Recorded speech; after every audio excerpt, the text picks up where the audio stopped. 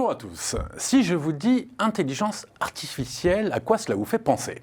Un film, un robot, un livre, peut-être même un jouet? Mais peu importe en fait, parce que la réalité c'est que dans ce que l'on appelle nos sociétés modernes, l'intelligence artificielle, l'IA, est déjà partout autour de nous. Alors bien entendu, je ne vous parle pas de celle qui fait peur dans les films de science-fiction et qui n'a qu'un seul objectif dans son logiciel, nous massacrer avec son Terminator. Non, Terminator n'existe pas.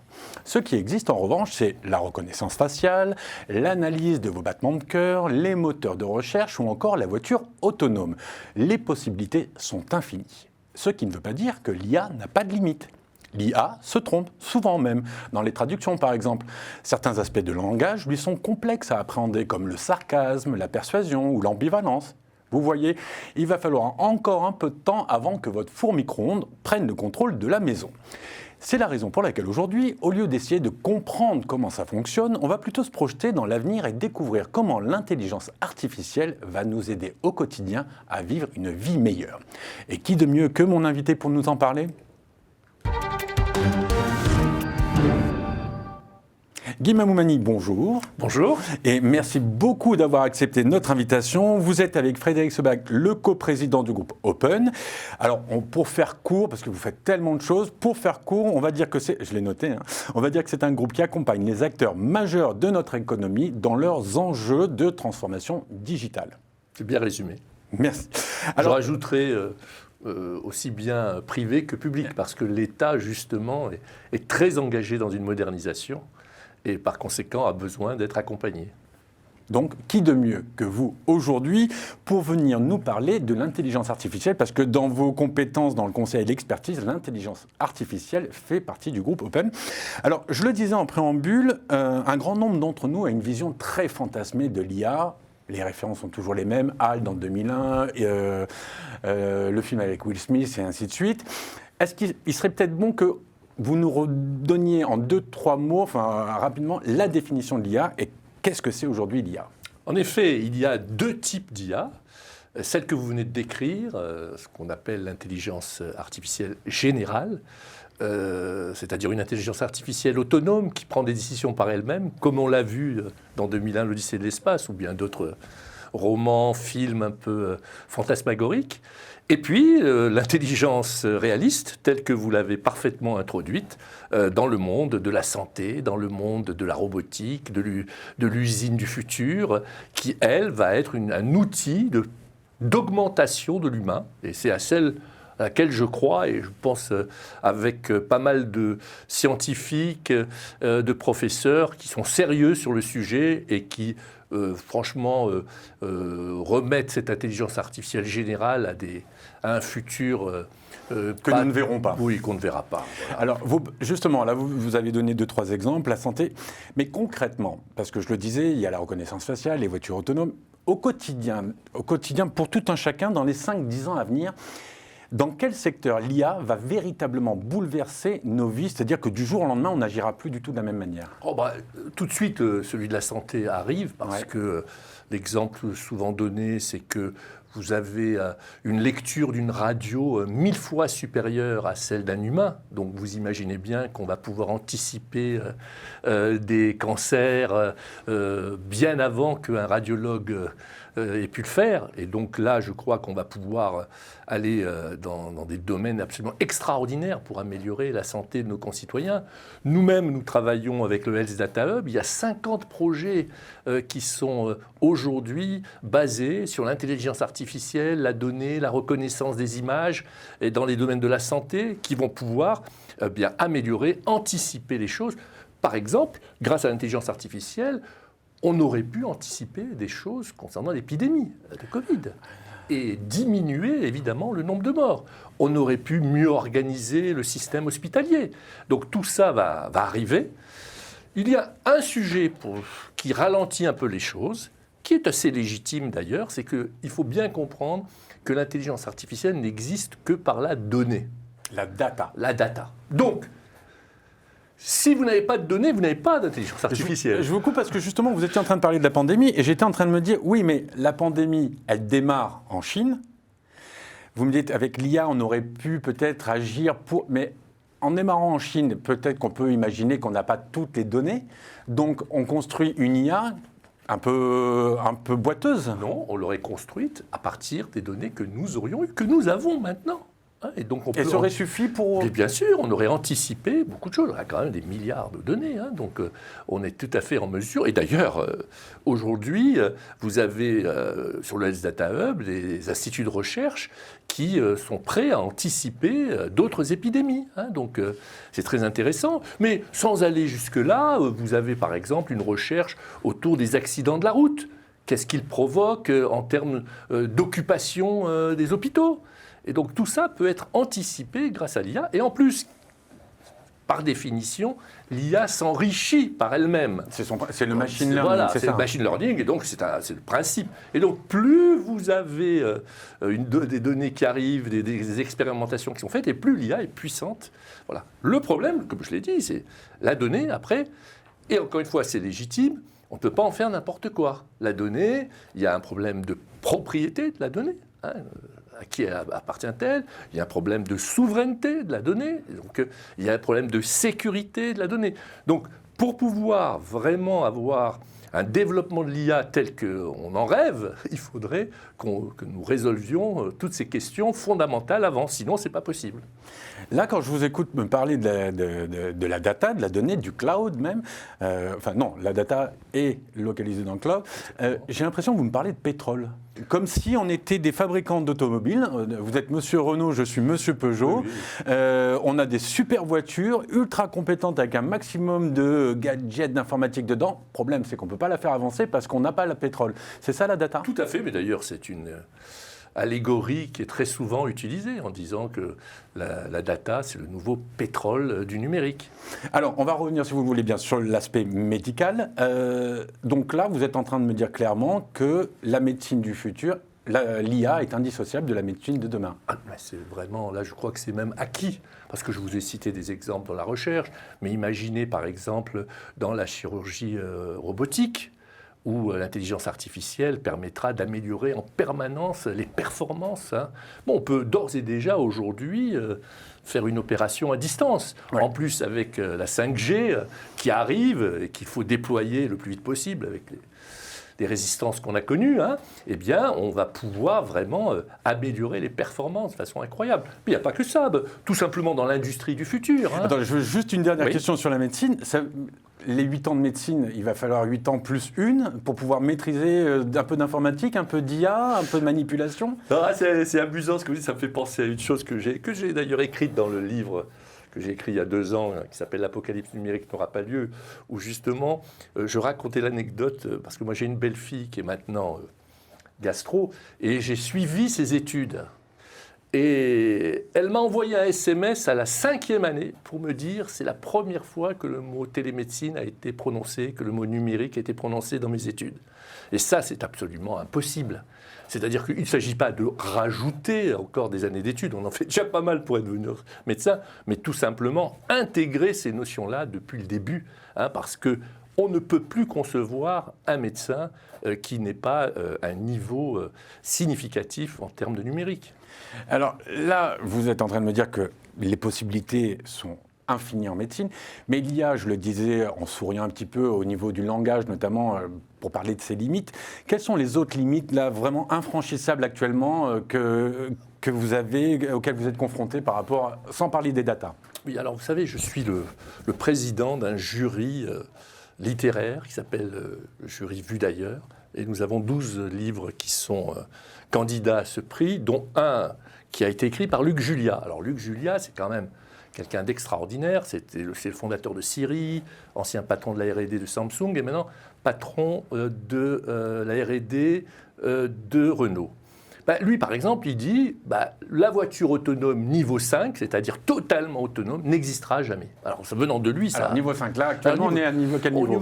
Niveau 3. Les Tesla, c'est niveau 3 ? Niveau 3, voilà. Peut-être 4 dans certains cas, voilà. Mais la voiture totalement autonome, dans tous les cas de figure, n'existera jamais. Vous mettez une voiture sur la place de l'Étoile, elle ne pourra jamais s'en sortir. Donc, il y a quand même ces limites-là. Et d'ailleurs, en gros... La limite qu'on peut définir, c'est celle où l'intelligence artificielle sera elle-même autonome. Donc c'est cette fameuse intelligence artificielle générale, où elle prendra ses propres décisions. Et ça, aucun des professeurs, aucun des écrivains d'ailleurs que nous avons, sérieux, voilà, qui sont sérieux, qui ne sont pas dans le domaine ni de la science-fiction, ni de la diabolisation, eh bien, pensent que ça arrivera, en tout cas, à un horizon, on va dire, humain. Alors, on va sortir de la médecine, parce que vous n'accompagnez pas que les services de santé. Quels sont les enjeux économiques pour les sociétés, pour l'industrie, autour de l'IA ? Alors pour les entreprises, mais aussi pour les employés, parce que j'ai l'impression, en préparant l'émission, je me suis rendu compte qu'il y avait deux sons de cloche. Il y a ceux qui en ont besoin et qui ont une vision et une perspective de ce que peut leur apporter l'IA, et il y a ceux qui ont aussi une vision et une perspective de ce que peut leur apporter, enfin de ce que peut plutôt leur enlever l'IA. Comment vous positionnez-vous par rapport à ça ? Qu'est-ce que vous dites pour rassurer les uns et les autres ? D'abord, ça, c'est un sujet absolument crucial, parce que ça fait partie des résistances, c'est-à-dire que... Compréhensible. Tout à fait compréhensible, légitime, et qu'il faut adresser. Il y a deux sujets. Dès que vous parlez de l'IA ou du numérique en général, vous vient à l'esprit déshumanisation, suppression d'emplois. Bon. Donc il faut montrer que ce n'est pas du tout une réalité. Bon. Enfin, il va être compliqué pour un comptable de passer développeur web, quand même. Non, d'accord. Mais vous savez, j'ai vécu 40 ans d'informatique et à chaque fois qu'il y a eu une nouvelle avancée, on disait le métier va disparaître. Quand les ERP, par exemple, sont arrivés dans les entreprises, c'est ces outils de gestion de l'entreprise et des process de l'entreprise. Et on disait, les comptables vont disparaître. Bon, ils n'ont pas disparu, il y en a moins, mais ils font d'autres choses. Et il y a d'autres métiers qui sont apparus. Et à chaque fois, c'est le même système. Donc il faut d'abord expliquer. Et ça, je crois que ça a été intéressant, on l'a vu dans la période de la Covid, que le numérique nous a sauvés, quoi qu'on en dise. Absolument. On a pu travailler, on a pu aller à l'école, on a pu se soigner, on a même pu avoir des relations avec les autres grâce au numérique. Ça nous a sauvés dans une période exceptionnelle qu'on ne souhaite pas revivre, qui est une période justement de confinement où on a tous été enfermés. Vous avez raison. Non, mais ça a prouvé les apports du numérique. Mais ça, je crois d'ailleurs qu'on n'y reviendra pas. Vous savez, le télétravail, je pense que ça y est maintenant, on y sera, alors qu'il aurait fallu 20 ans. Donc grâce à la Covid, nous avons vu que la question de la déshumanisation se discutait. Maintenant, concernant les suppressions d'emplois, c'est très simple. Vous avez quelque chose qui n'est pas encore de l'intelligence artificielle, mais dont la logique sera la même. Il y a plusieurs études qui montrent que les pays les plus robotisés sont ceux où il y a le moins de chômage.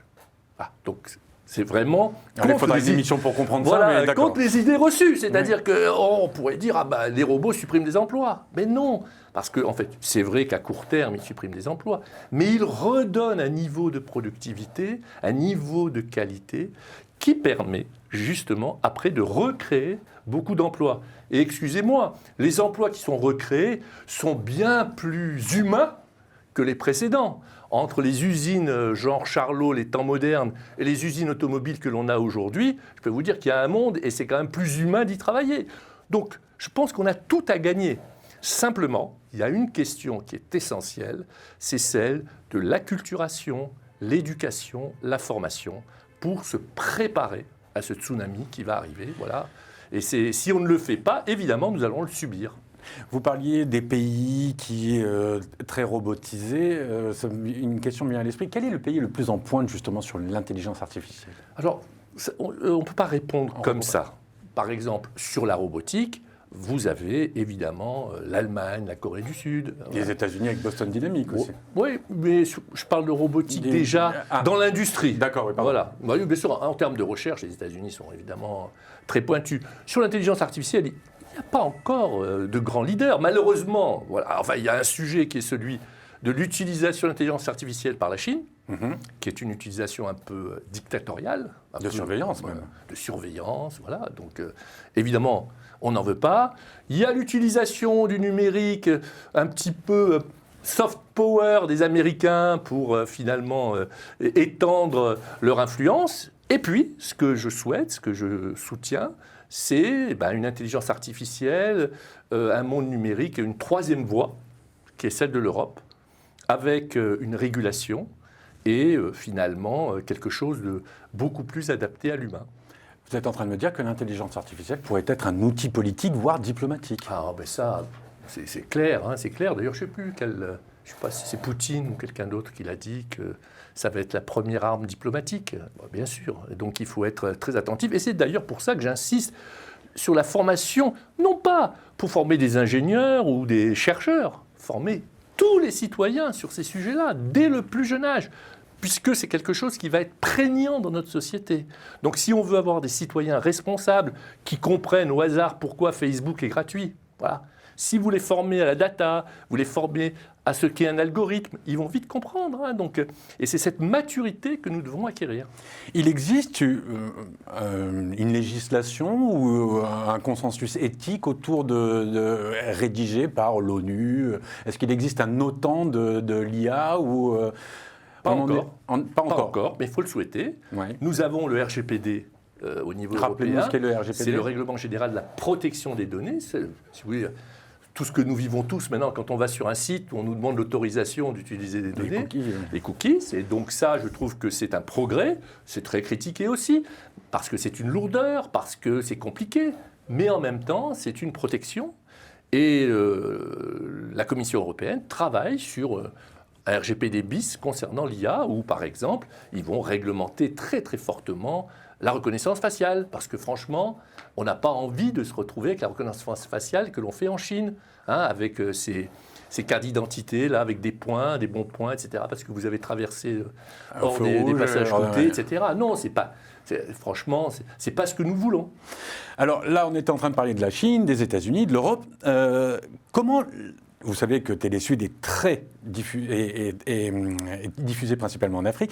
Comment l'IA peut aider les pays en développement, même les pays un peu installés, mais pas aussi riches que les nôtres? Comment, au quotidien, là, le simple citoyen, comment peut-il être aidé par l'IA? Écoutez, moi, je suis absolument convaincu que le numérique et l'IA sont une formidable opportunité pour le continent africain, voire pour tous les endroits qui étaient un peu en retard d'un point de vue industrialisation. Et d'ailleurs, j'ai un exemple qui illustre ça parfaitement, que j'utilise souvent dans mes conférences, c'est quel est le pays au monde qui est le plus avancé dans la banque sur mobilité.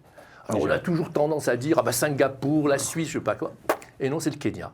Ils ont fait une application M-Pesa avec 25 millions d'utilisateurs sur 50 millions d'habitants. Et pourquoi est-ce qu'ils ont fait ça? Parce qu'ils n'avaient ni téléphone ni banque. Et donc, ils ont fait un saut technologique.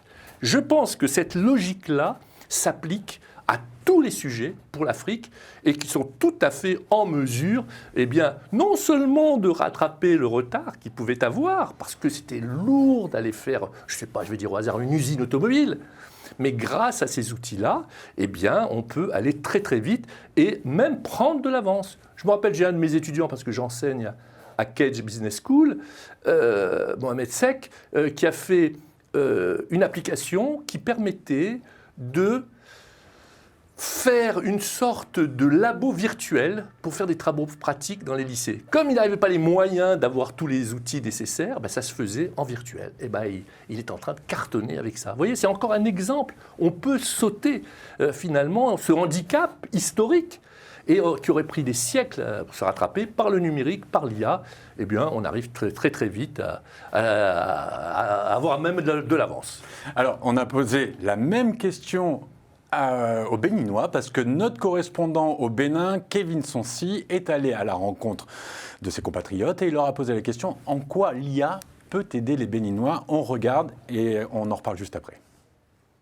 Défini comme l'ensemble des théories et des techniques mises en œuvre en vue de réaliser des machines capables de simuler l'intelligence humaine, l'intelligence artificielle est de plus en plus présente dans différents secteurs d'activité tels que l'agriculture, la production, les médias et autres. Il s'agit d'une technologie ou bien d'un ensemble de technologies pour faire ce que l'on peut faire, mais de façon beaucoup plus rapide et de façon beaucoup plus optimisée. Il faut comprendre que l'intelligence artificielle n'est pas seulement une technologie, mais beaucoup plus une solution à divers mots.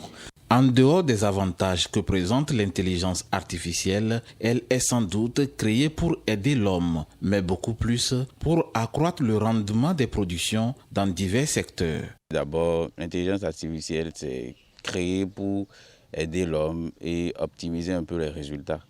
Donc pour les Béninois, moi je dis, ça peut s'utiliser dans des domaines précis pour aider les gens à peut-être plus avoir un rendement mieux que ce qu'ils avaient.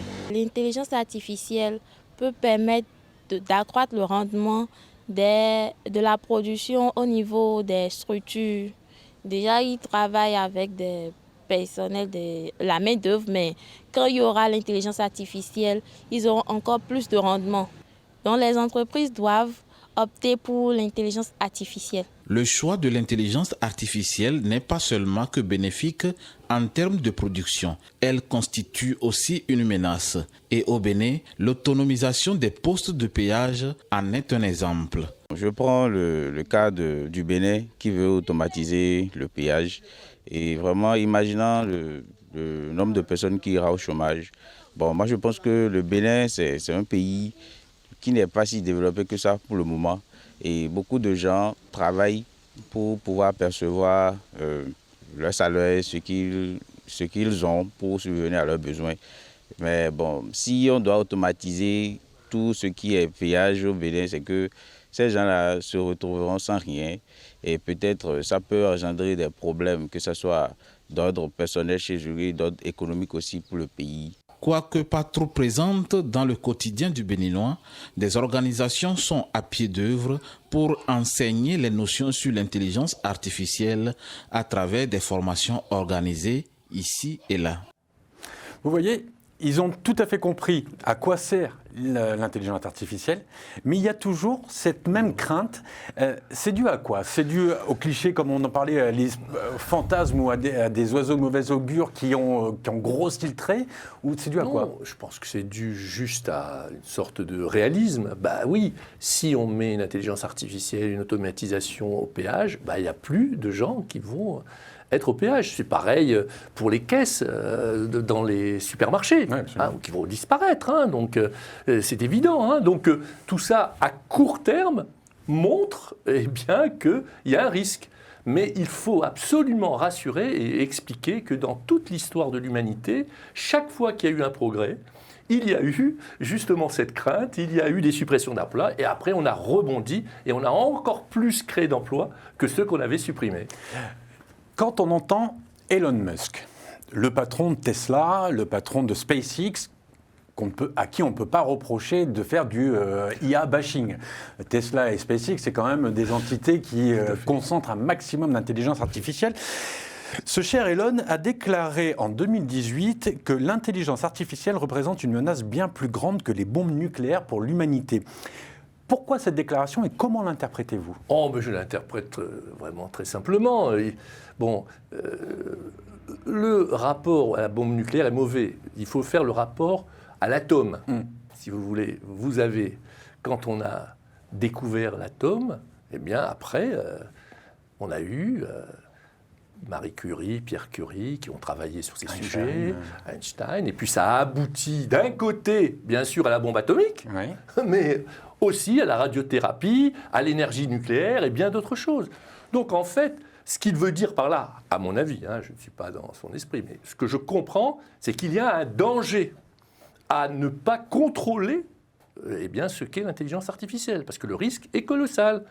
En revanche, je vous ai parlé d'éducation, de formation, je vous ai parlé d'éthique, je vous ai parlé de réglementation, de régulation. C'est tout ça, c'est pour répondre à cela de façon à ce que l'intelligence artificielle ne soit pas juste le danger qu'il craint. Et le danger qu'il craint, c'est l'intelligence artificielle dans l'armée, dans les armes, pour résumer à la chinoise. C'est-à-dire, on s'en sert pour en faire une dictature. Donc en fait, quand il dit ça, il ne dit pas attention à l'intelligence artificielle, mais attention à ceux qui vont s'en servir. Je pense que c'est ce qu'il veut dire. Oui. Alors on va continuer, pour terminer l'émission, parce qu'on arrive au terme de l'émission, on va continuer à se faire peur un petit peu. On a évité, mais là maintenant on va se faire un petit peu peur. L'intelligence artificielle associée à la puissance d'un ordinateur quantique. Alors là, on est dans le futur, parce que l'ordinateur quantique, on n'est même pas à ses premiers pas, il a ses premiers soubresauts, mais ça va donner quoi? Ça va donner que vous allez voir la radio, non pas 1000 fois mieux qu'un homme, peut-être 1 million de fois mieux qu'un homme. C'est encore une technologie supplémentaire qui donnera encore plus de puissance, qui permettra de faire encore plus de choses, et qui permettra à l'homme d'être plus efficace, plus libre, et ma foi, avec je le rajoute toujours parce que cette vision que je donne ne doit pas être angélique, avec les risques que nous avons évoqués et auxquels nous devons répondre. Mais cette réponse, elle est entre nos mains. Nous aurons l'avenir que nous ferons, que nous construirons. C'est Bergson qui a dit ça beaucoup mieux que moi. Hein.